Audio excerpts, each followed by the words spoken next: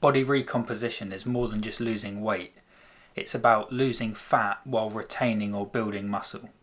So if you're just focused on seeing the number on the scales go down, you could be losing fat, but you could also be losing muscle and bone density if you're not careful with your diet and nutrition.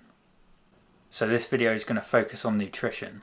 Now it is worth mentioning that nutritional needs vary massively from person to person, and they'll even change throughout your lifespan. And that's because we don't all share the same food preferences and philosophies, and we have different genetics, different activity levels, different chronic illnesses that we're dealing with, and different body composition. So these are all variables that you have to take into consideration when designing your nutrition plan or changing your diet.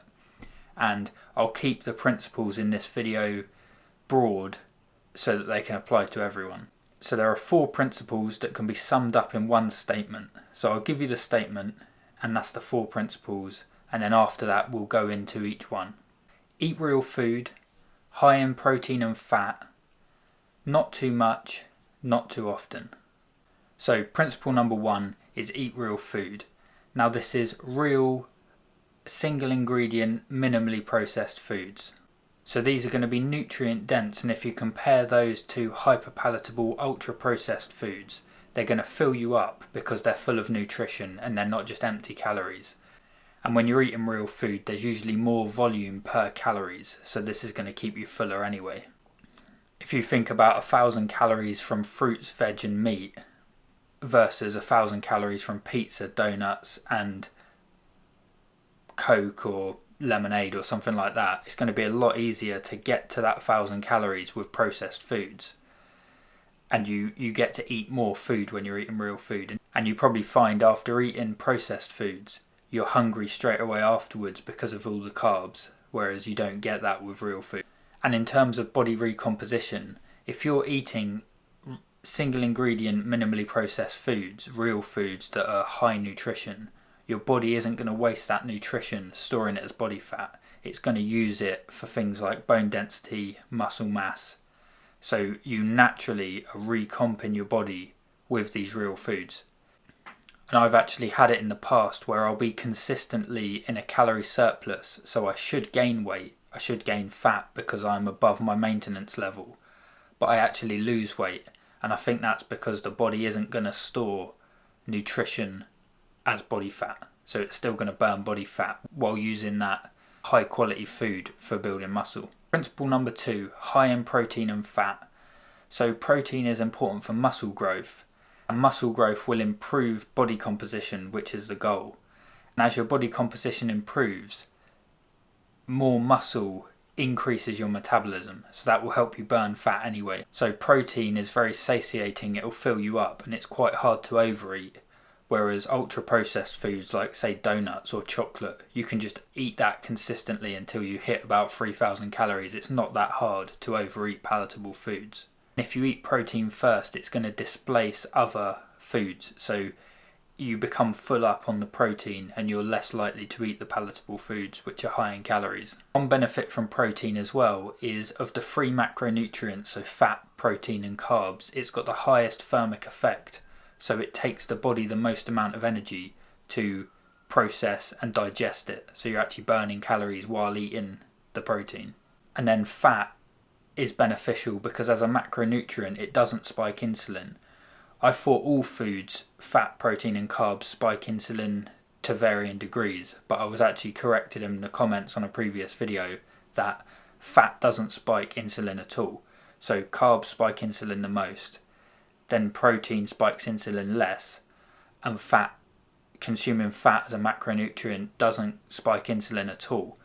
And the reason this is beneficial is because insulin is the body's signal to store food as body fat, and the lack of insulin tells the body to burn body fat. So if you're consuming protein and fat, insulin isn't spiking as much, and then your body's going to be in fat burning a lot more of the time, and it's going to get into fat burning quicker.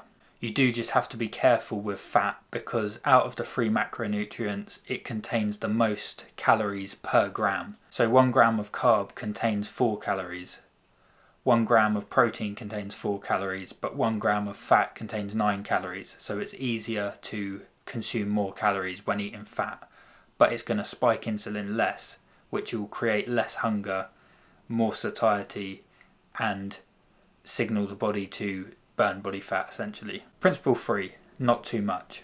So you lose body fat when you're in a calorie deficit, so you need to eat below your maintenance calorie level. You can count calories if you want to be sure, but if you implement the other principles you probably won't need to. You'll just manage what you're eating naturally because you're eating real foods. If you weigh yourself each day as well, this is probably the best gauge. If the weight's going up, then you ate too much, you consumed too many calories the day before, and if the weight's gone down, then you was below your calorie maintenance for that day. And the odd day here or there you can disregard. It's the overall, so over the course of a week, because your weight can fluctuate quite drastically one day to the next, but over the week are you heading in the right direction? And then principle number 4, not too often. You're going to want to implement some form of intermittent fasting. So this is reduced meal frequency and no snacking.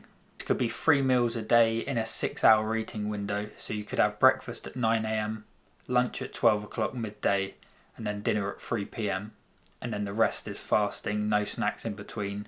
Or you could do 2 meals a day, which is going to be within a 4-hour eating window. Breakfast at 11 a.m, and then your last meal at 3 p.m. And then that gives you a 20-hour fasting window. So that's the 2 setups I like doing. And the reason this is beneficial is because during any period of fasting, insulin drops, which triggers the body to burn body fat. So anytime you're fasting, and snacks will spike insulin, so that will throw you out of ketosis and will start storing body fat. If you're eating high fat and high protein meals, this is going to suppress hunger and make all 4 principles a lot easier to follow. It will be easier to eat real foods, it will be easier to not eat too much, and it will be easier to stick to an intermittent fasting window. And then bonus principle number 5 is get enough sleep. So that's going to be between 7 and 9 hours a night. And the reason you're going to want to do this is because leptin and ghrelin regulate hunger and satiety. So if ghrelin's elevated, you're going to feel hungry. And if leptin's elevated, they kind of like work together. If you don't get enough sleep, it will basically put it in a balance that you don't want, and it will cause you to be hungry even if you're full. So sleep is like a secret little hack that you can use to not overeat essentially. So they're the nutrition principles you're going to want to implement for body recomposition. Hope that helps. See you tomorrow.